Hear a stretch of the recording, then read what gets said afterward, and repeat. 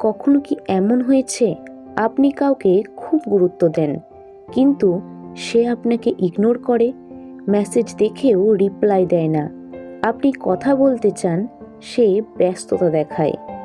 ভিডিওটা তাদের জন্য যারা ইগনোর হয়ে কষ্ট পাচ্ছেন। কারণ আজ আপনি শিখবেন, ইগনোরিং আপনার দুর্বলতা নয়, এটাই আপনার শক্তি হতে পারে। প্রথম কথা, সব ইগনোর খারাপ নয়। অনেকে সত্যিই ব্যস্ত থাকে, কিন্তু কিছু মানুষ ইচ্ছে করে ইগনোর করে। কেন? নাম্বার 1, আপনাকে গুরুত্ব দেয় না। নাম্বার 2, তারা চায় আপনি তাদের পেছনে দৌড়ান। নাম্বার 3, তারা নিজের ইগো বাড়াতে চায়।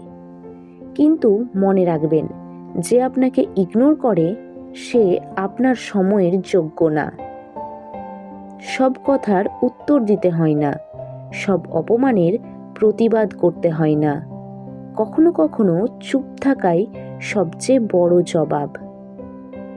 যদি কেউ আপনাকে অবহেলা করে, তাহলে তাকে আপনার জীবনের কেন্দ্র বানাবেন না। আপনার সময় মূল্যবান, আপনার মন মূল্যবান, আপনার স্বপ্ন মূল্যবান। যে আপনাকে গুরুত্ব দেয় না, তাকে গুরুত্ব দেওয়া বন্ধ করুন। আপনি যদি নিজেকে সস্তা করে ফেলেন, মানুষও আপনাকে সস্তা ভাববে। নিজের লক্ষ্য ঠিক রাখুন, নিজের কাজ শুরু করুন, নিজের উন্নতির দিকে মন দিন। মনে রাখবেন, যারা আপনাকে ইগনোর করে তাদের কাছে নিজেকে প্রমাণ করতে যাবেন না, নিজের সফলতার মাধ্যমে প্রমাণ করুন।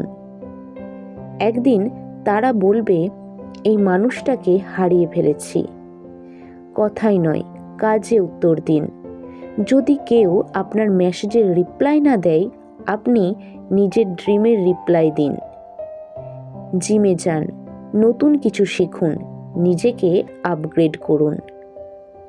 আপনি যখন ব্যস্ত হয়ে যাবেন নিজের লক্ষ্যে, তখন ইগনোর আর আপনাকে কষ্ট দেবে না। আজ থেকে সিদ্ধান্ত নিন, কারো ইগনোরে ভেঙে পড়বেন না। নিজেকে এতটাই শক্তিশালী বানান যেন কেউ আপনাকে অবহেলা করার সাহস না পায়।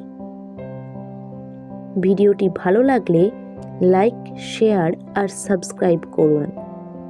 কমেন্টে লিখুন, আই রেসপেক্ট মাইসেলফ।